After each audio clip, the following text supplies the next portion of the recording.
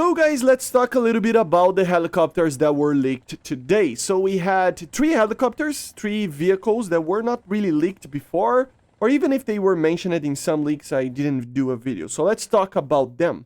I think the most surprising one for me is the Indonesian MI35P that apparently is coming for the Japanese. So very random in my opinion, but a very interesting vehicle. So what is that? So the Mi-35P, you have to understand that it comes obviously from the AH, right? It comes from the Mi-24s. We have normally the naming Mi-35 coming for the exported model of the Mi-24V, and then the Mi-35P is the exported model of the Mi-24P. Okay, that's kind of the general idea. Obviously, we have in the game the Mi-35M, which would be the complete overhaul that they did on the vehicle, right? But these two, they are mainly an exported model of the Mi-24V and P. In this case, of course, it is going to be the P. So what you can expect is basically the same helicopter from the Mi-24P. So a side-mounted 30mm, twin-barreled, of course, and the normal weapons that we normally have. Maybe some Iglas, but in a general sense, it would be the Sturm, ATGM, and the S8 rockets. There are some debate over if he can actually use the Attacker or not. I'm not gonna get too much into that, but probably the Sturm will be the main missile, okay? And that's kinda it. Just like the Mi-24 is, it is just a normal Mi-24P with the normal weapons, nothing crazy, and no real big change. Of course, later they actually did send their helicopters to the Russians to actually upgrade it a little bit. It's not an upgrade, actually. It's kind of an overhaul, right? Maintenance stuff and stuff like that. So there is the Phoenix package that, of course, can be offered for clients. I don't think the Indonesians actually got that. That might be coming for the Russian squadron one that was leaked today as well. Maybe. I don't know. But even that wouldn't change too much. I mean, it would have some upgrades on, the cockpit itself with MFDs and stuff like that. And of course, a new flight navigation system. Also, the addition of thermal imaging, TV cameras and stuff like that, right? And also the addition of the Attacker missile, which is an improvement with the VM version over the Sturm, right? So there is this, Phoenix upgrade that I'm pretty sure I didn't see anything about the Indonesians getting it. So I'm pretty sure that the Indonesians will have just the normal variant. So you can expect just a normal Mi-24P. Maybe the Russians will have these, but even then, it won't matter too much. It will be just the squadron Mi-24P with some minor changes from the, from the actual tech tree, okay? So you can expect, like I said, maybe if it's the Phoenix, a little bit of a camera upgrade, cockpit upgrade, a little bit of a missile upgrade, but nothing too crazy. One thing that it's pretty interesting, if it is the Phoenix that is gonna come for the Russians, is that it actually introduces the L-370 VTBisk, right? Which is the, President S, if you will, MALS, the missile approach warning system. So, yeah, very advanced, of course. You can, on the game right now with the Mi-28, if I'm not mistaken, it's the same system. I have to check if it's the same, but if it is, it basically can deny some IR missiles to basically hit the helicopter, right? So, it is pretty kind of strong, right? So, yeah, this is what the Mi-35P is kind of like. Modernization, maybe, but in a general sense, an exported model of the Mi-24P, and that's what is going to come as a squadron vehicle for the Russians and for the Indonesians as a Japanese kind of line there, okay? Then we have another leaked helicopter, which is the AH-64E, the Guardian Apache, right? Or the Apache Guardian, whatever you want to call it.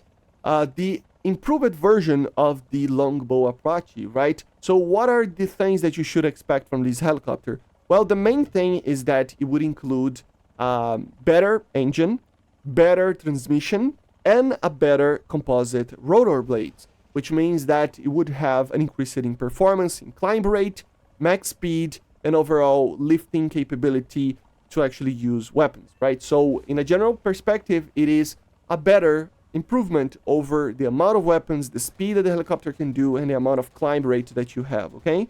Also, in real life, it can control properly UAVs and its weapons, so that's pretty interesting, right? And of course, it has a whole bunch of new and modernized systems internally, like modernized cockpit with better glass cockpit situations. You have a better MAWS, right? A missile approach warning system that would be a little bit improved, and many other little things here and there that would make this helicopter a next generation Apache.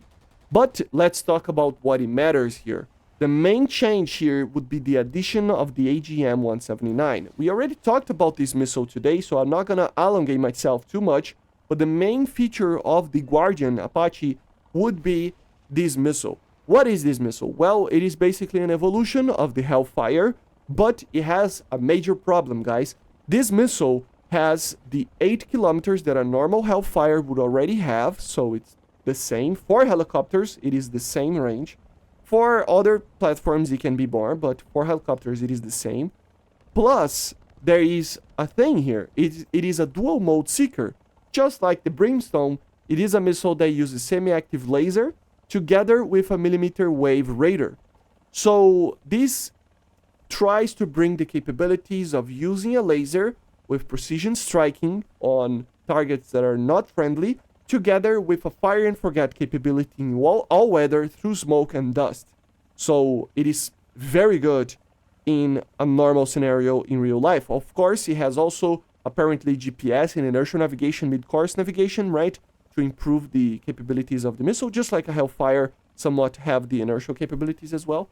But this would include GPS and other things. But that's where the problem begins, guys. The Brimstone, when it was added, they said they didn't want a fire and forget radar missile like this on air-to-ground capability because it would create too many blue-on-blue situations, right? Friendly fire. And also, it would be maybe too OP. That's what they said. It's not what I'm saying, right? And that's why they say they didn't add the Brimstone with its radar capacity of using the radar to, find tanks and stuff. This is a similar-ish missile to that. So if they add the normal AGM-179A here, it would be an 8-kilometer missile that would probably only have a semi-active laser together with an inertial or GPS mid-course navigation, which means that it is pretty much just a normal Hellfire. So it doesn't bring anything to the table. But as you saw, other aircraft are receiving other missiles. Like, for example, the Russians and the Chinese are receiving missiles that are way better than this, and that are proper fire and forget weapons that will probably be a lot better. So what I think they might actually do to try to compensate for this AGM-179 being just a normal Hellfire pretty much if they remove the radar is adding basically the development versions that they are still developing. Like, for example, the MR version, which includes extended range for this missile of 16 kilometers.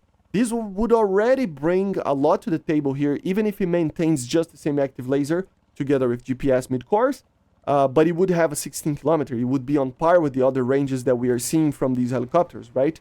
But also, there are developments of being a 3-mode seeker that they are trying to introduce in the future, which not only would have the semi-active laser, but also the millimeter wave radar, but a plus to that would be an imaging infrared internally there as well, which means that the missile would choose, or the pilot could choose, or whatever, if he would use the semi-active, or the radar, or the imaging system, making this missile, if you remove the radar, a proper, fire and forget weapon in War Thunder.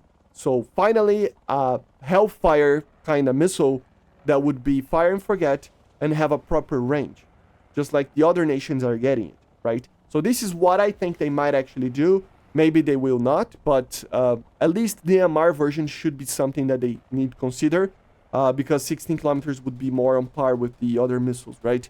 So yeah, if not, it will be an Apache that is very minor on its upgrades, because the AGM-179 is a pretty great missile, but without the radar guidance, it becomes just kind of a normal Hellfire, right? And this is what you should expect from the Apache, and of course from the other helicopters. I hope you enjoyed. Make sure to subscribe, leave a like, leave a comment, and I see you guys on the next one. Make sure to check out the members and patrons as well. See you guys, bye.